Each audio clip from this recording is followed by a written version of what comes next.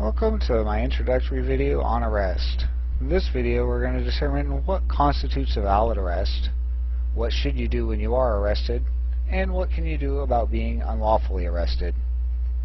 Arrest. There are two types of arrest. The first is arrest without a warrant. The second is arrest with a warrant. Arrest without a warrant. You can be lawfully arrested without a warrant when any of the following are true. The police officer observed you committing a felony. The officer has probable cause to believe you committed a felony. Now this often gets twisted, but probable cause requires that the officer has first-hand knowledge or a sworn statement taken from a responsible third party. By responsible party, it is meant that they've filed a sworn statement and you can sue them if they've lied. And lastly, the officer observed you breaching the peace. A breach of the peace entails acting in a way that is likely to incite others to violence. Not inciting people to violence, not breaching the peace. Arrest with a warrant. To be validly arrested with a warrant, the warrant must be valid, and a valid warrant requires all of the following. First, you are the one identified on the warrant. Second, a crime must be alleged on the warrant. Third, the jurisdiction relied upon is stated on the warrant. Fourth, a magistrate must have signed the warrant. Fifth, the warrant must be supported by an affidavit, which is a signed statement by somebody. And lastly, the officer must have the warrant in their possession and show it upon demand. Now, they don't have to show it on demand if you ask for the warrant and run away. If you suspect you are under arrest, you should ask, "Am I under arrest?" If you're not under arrest, ask, "Then am I free to go?" It's one or the other here. Either you are under arrest or you are free to go. Make the officer tell you which one it is. If you are not under arrest, ask to see the warrant. This will let you know if you're actually being arrested via warrant or not, so that you can determine whether the arrest is lawful. Third, stand on your right to remain silent. There is absolutely nothing that you can tell the officer that will help you. Nothing. And finally, demand to be taken before a magistrate if there is no warrant. One other thing to note here is that if you actually have found a good lawyer, then ask for counsel, because they must provide it, and note that you will not speak until counsel is present. The right to remain silent. The reason that you do not have to answer a police officer's questions is that you have the right to remain silent. If pressed, simply note that you must respectfully decline to answer that question for each question asked of you. If the officer asks, "Are you going to answer any of my questions?" just repeat, "I must respectfully decline to answer that question." Miranda protects you if you are under arrest. Remember, you have the right to remain silent. Freedom of association protects you if you are not under arrest. You can choose who you do and do not want to talk with. Do not let them hoodwink you. You absolutely do not have to talk with a police officer. The right not to self-incrimination. You have the right not to testify against yourself. Testifying amounts to presenting evidence. It is for this reason that you have the right not to provide identification, registration, insurance, or anything else when stopped by the police. The United States of America is not World War II Germany, yet. You do not have to have papers at all, or if you do have them, carry them wherever you go. False imprisonment. This is a crime. If you have been arrested, but the arrest does not meet the requirements for an arrest with or without a warrant, then the arrest is not lawful. It is criminal. Additionally, if you are arrested without a warrant and not taken promptly before a magistrate and charged with something, you have been unlawfully arrested.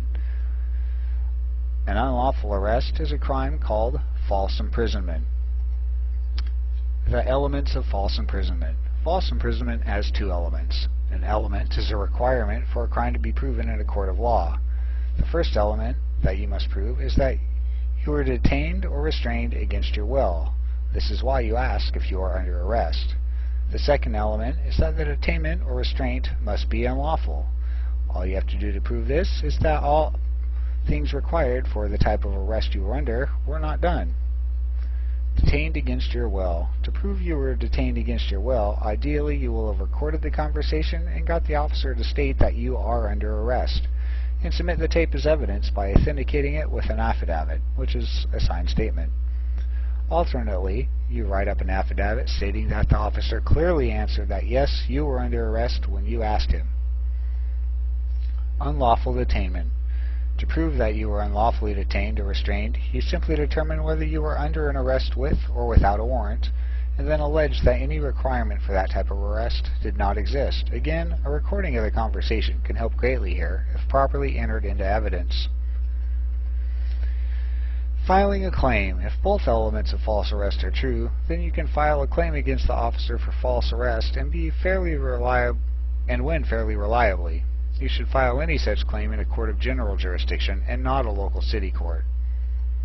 Know the process. By itself, this information gives you a basic framework that you can use to avoid a variety of charges that you might find yourself charged with on a day-to-day basis.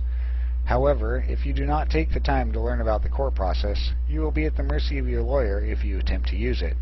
A lawyer's first duty is to the state, not to you, so good luck using a lawyer to go after the state. Now, of course, the legal stuff.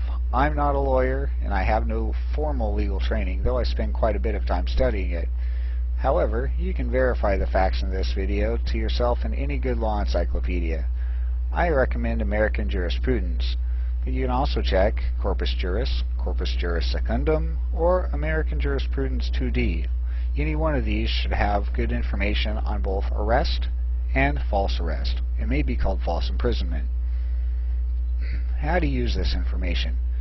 Now that you know what arrest and false arrest are, you should become familiar with what an action is, specifically a cause of action, but it will be action in a legal encyclopedia, as well as the elements required for various causes of action.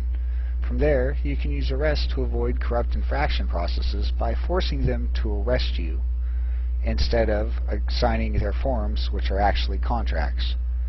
So, looking at the following list, ask yourself, which ones of these are felonies, and which ones of these are inciting other people to violence? Speeding? Parking? Resisting arrest? Skateboarding? Your grass is taller than City Hall would like it to be.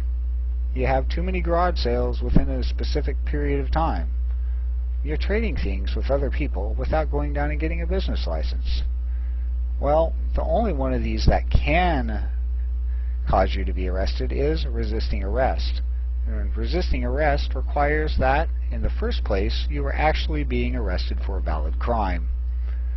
Otherwise, if you are arrested for anything else listed here, and quite a few other things, more than likely you were falsely imprisoned. Have a good day.